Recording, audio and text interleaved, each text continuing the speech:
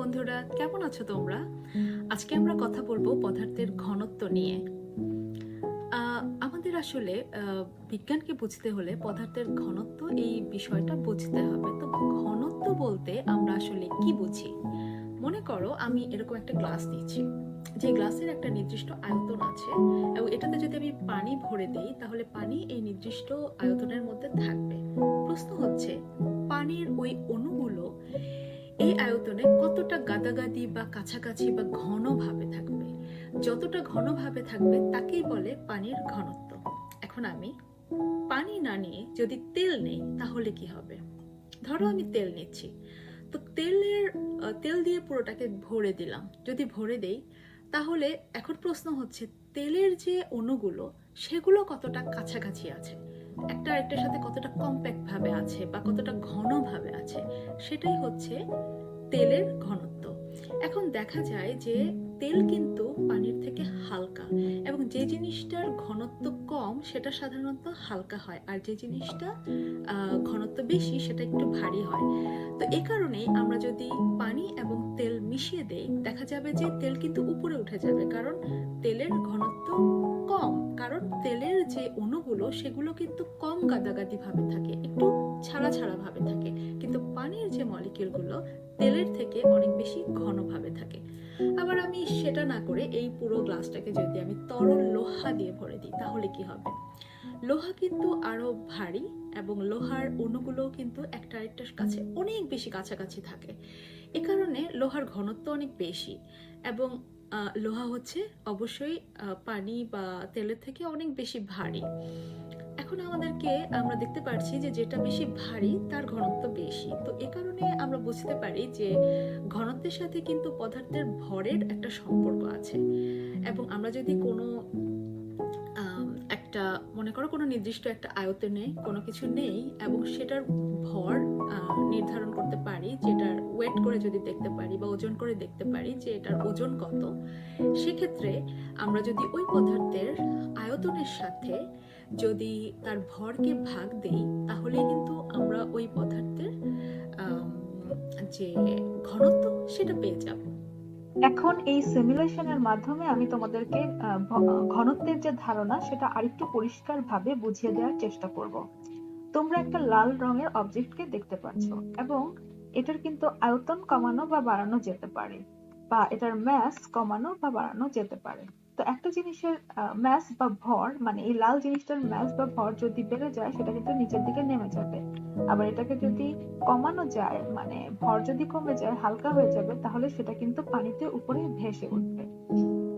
এখন আমরা দেখি যে আয়তনের সাথে এর ডুবে থাকা বা ভেসে থাকার কি সম্পর্ক। তো কোনো কিছু যদি আমরা আয়তনকে বাড়াই বা বস্তুটার আয়তন বেড়ে গেলে সেটা বড় হয়ে যাবে, এবং বড় হয়ে যাওয়া মানে হচ্ছে ওই পদার্থের যে অণুগুলো তারা কিন্তু আগে যেখানে খুব অল্প জায়গাতে অনেক ঘনভাবে ছিল এখন তারা চারিদিকে ছড়িয়ে পড়তে পারে।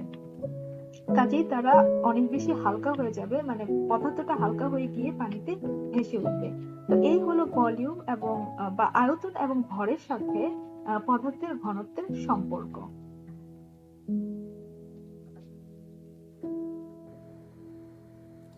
আবার আমরা যদি এই সিমুলেশনটা দেখি তাহলে তোমরা দেখতে পাচ্ছ যে পানিতে যেমন এখানে উড আছে এবং উডটা কিন্তু ভেসে আছে। তো আমরা যদি উডের পরিবর্তে আইস নেই, আইসও ভেসে থাকবে কিন্তু উড থেকে একটু নিচে থাকবে, কারণ আইসের কিন্তু তোমার ম্যাস হচ্ছে উডের থেকে একটু বেশি। তো আবার দেখা যাচ্ছে যে আমরা যদি ব্রিক নেই সেটা কিন্তু একদম নিচে চলে যাবে। তো বিভিন্ন জিনিসের যদি আমরা ঘনত্ব তুলনা করি তাহলে আমরা কিন্তু সহজেই বুঝতে পারবো যে যে জিনিসটা আসলে পানিতে ডুবে যাচ্ছে তার ঘনত্ব অনেক বেশি এবং যেটা ভেসে থাকছে তার ঘনত্ব অনেক কম।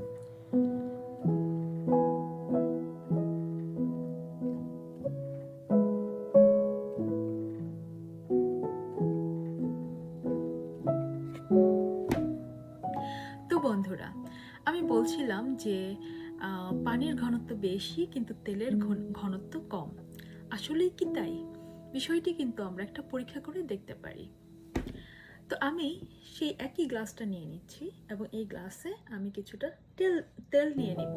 এই হচ্ছে তেল আমার হাতে, এই তেলটা আমি এই গ্লাসে ঢেলে দিলাম।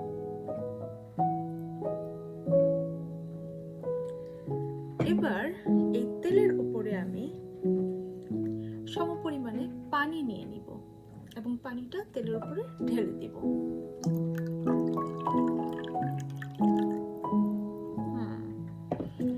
মনে হচ্ছে যে তেল আর পানি মিশে যাচ্ছে।